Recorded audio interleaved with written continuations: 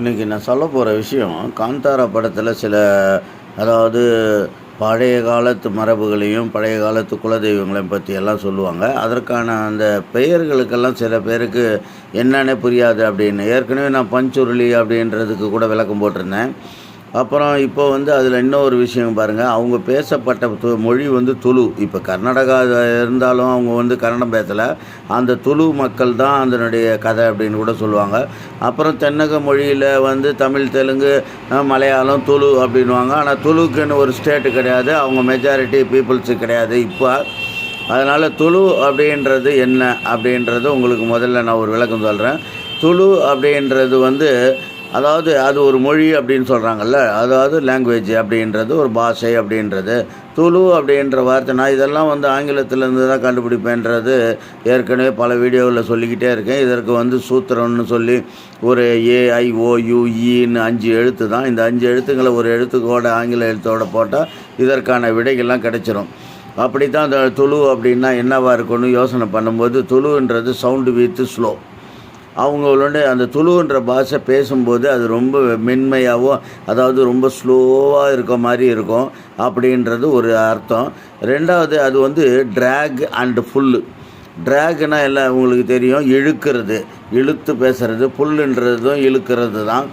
அதாவது அந்த பாஷை ஒரு இழுவை, ஒரு லாங்குவேஜ், ஒரு இழுத்து பேசுகிற மாதிரி இருக்கும் அப்படின்ற மாதிரி. அது ஃபுல் அப்படின்றதும் ட்ராகுன்றதும் அதனுடைய மீனிங். ஏன்னா இப்போ இந்த துளு பாஷை பேசுகிறது நம்மளுக்கு தெரியறதுக்கு வாய்ப்பில்லை. அது தெரிஞ்சவங்க அந்த பாஷையை பேசப்பட்டு அதற்கப்புறம் நாம் இதுக்கு விளக்கம் கொடுத்தா கூட நல்லா தான் இருந்திருக்கும். அந்த பாஷையை பற்றி நம்மளுக்கு யாருக்கும் தெரியாது. இப்போ தெலுங்கு தெரியுது நம்மளுக்கு, இங்கே தமிழ் தெரியுது, இங்கே ஆங்கிலம் தெரியுது, இங்கே பக்கத்தில் 1-2 பாஷைகள் எப்படி பேசுகிறாங்க அப்படின்னு தெரியுது. துளுன்ற வார்த்தை இப்படித்தான் பேசியிருப்பாங்க, அதாவது இழுத்து பேசியிருப்பாங்க, ரொம்ப சவுண்டு வித் ஸ்லோவாக பேசியிருப்பாங்க அப்படின்றது தான் அதனுடைய மீனிங்காக இருக்கும். ஏன்னா நீங்கள் டோல் அப்படின்னு TOLL டோல்னு ஒரு வார்த்தையை தெலுங்கு ஆங்கிலத்திலேருந்து எடுத்துக்கோங்க. டோல்ன்றது ஒன்று, அதாவது சார்ஜ் வித் கேட்டு. அது பாஸ் பண்ணணுன்னா நம்ம கொஞ்சம் பே பண்ணணும் பணம். அப்படியேப்பட்ட இடத்த தான் டோல்கேட்டுன்னுவாங்க. அதே டோலில் நம்பர் 2 டோல் ஒன்று இருக்குது.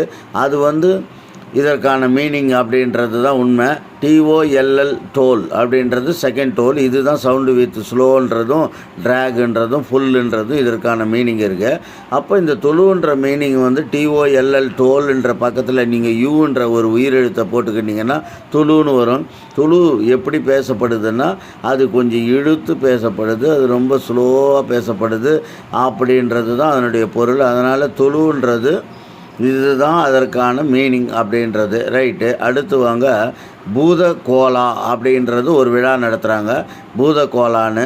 பூதன்னா நம்ம தமிழில் சொல்கிற மாதிரி பேய் கிடையாது. பூதன்றது பஞ்சபூதன்றது மாதிரி தான்.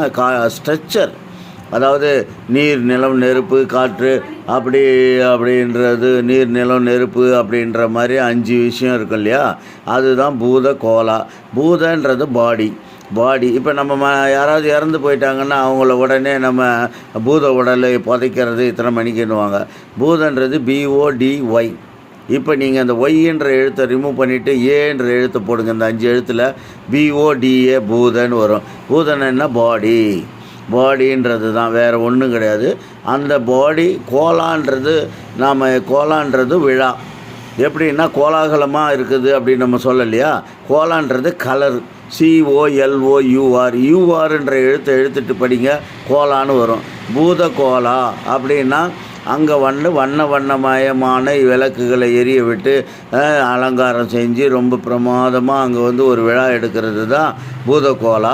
அந்த பூதன்றது அந்த பாடி ஸ்ட்ரக்சர், அந்த ஈஸ்வர தோட்டமாக இருக்கட்டும், அந்த காந்தார மக்களாக இருக்கட்டும், இதெல்லாம் ஒரு ஸ்ட்ரக்சர் அப்படின்றது. அதனால தான் பூத கோலான்றது. பூதன்றது பாடி, கோலான்றது கலரு.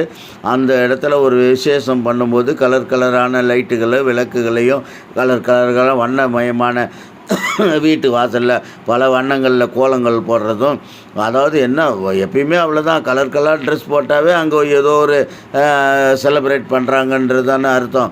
அதனால் கோலான்றது கலர்ன்ற வார்த்தையில் யூஆர் என்ற கடைசி எழுத்தை எடுத்துகிட்டு சிஓஎல்ஓ கோலான்னு சொல்ல படிக்கலாம். பூதன்றது பாடின்னு எழுதிக்கிட்டு ஒய்யை ரிமூவ் பண்ணிவிட்டு ஏ போட்டிங்கன்னா பூதன்னு வரும். அதனால் பூத கோலா என்பது ஒரு திருவிழா அப்படின்னு. சரி, அடுத்து இன்னும் ஒன்று சொல்கிறாங்க குலாலி அப்படின்னு. குலாலின்னு கூட ஒரு இடத்துல ஒரு ஃபங்க்ஷன் பண்ணுறாங்க அவங்கெல்லாம். என்னடா குலாலி அப்படின்ற மாதிரி நீங்கள் யோசிக்கலாம். எல்லாருக்குமே குலாலி இருக்குது, எனக்கு இருக்குது, உங்களுக்கு இருக்குது, நாடார் சமுதாயத்துக்கு. இப்போ எங்களுக்கெல்லாம் அடைக்கலம் காத்த ஐயனாருன்னு சொல்லி கலரின்னு சொல்லி ஒரு விசேஷம் நடக்குது இல்லையா, அது குலதெய்வ வழிபாடு, அதுதான் குலாலி. குலாலின்றது குல அப்படின்றது. குலன்ற வார்த்தை ஆங்கிலத்திலேருந்து எங்கேருந்து வருதுன்னா CLASS கிளாஸு. அவன் என்ன கிளாஸு, அவன் இந்த மாதிரி நாடார் சமுதாயத்தை சேர்ந்தவன் அப்படின்னு சொல்லலையா. அந்த கிளாஸுன்ற இடத்துல முதல் 3 எழுத்து தான் குல அப்படின்றது. குலாலி அப்படின்றது நம்ம இப்போ அடுத்து சேர்த்துக்கலாம் வாழ்க்கை, லிவிங் அப்படின்றது. அந்த குலாலின்றது நாம் வாழ்கிற வாழ்க்கையில் நம்மளுடைய குலதெய்வத்தினுடைய பங்கு, பெரும் பங்கு. அதனால தான் குலாலின்னு குலதெய்வ வழிபாடு நடத்துகிறாங்க. ரிஷப் செட்டி குலதெய்வ வழிபாடையும் காட்டுறாரு. அதில் அதாவது பூத கோலான்ற அந்த திருவிழாவையும் நடத்திடுறாரு. அது மாதிரி அந்த பேசக்கூடிய பாஷை துளுன்றதையும் மக்களுக்கு தெரியப்படுத்துகிறாரு. அதுக்கப்புறம் பஞ்சுருளி, அதாவது கோபத்தில் இருக்கும்போது அந்த ஆண்டவனுக்கு அவரை கூல் பண்ணுறதுக்கு எப்படி நம்ம அந்த நிகழ்ச்சி நடத்தி அந்த அந்த எதிரியை அழிக்கக்கூடிய இடத்துல இருக்கிறதுனால அந்த பஞ்சுருளி அப்படின்ற அந்த ஒரு இதையும் நம்ம மக்களுக்கு தெரியப்படுது. இப்படி வரலாற்று சிறப்பு மிக்க பல செய்திகளை நமக்கு சொல்கிறதுனால தான் காந்தாரா படம் இன்றைக்கி 1000 கோடியை நெருங்கி வெற்றி பெறுது.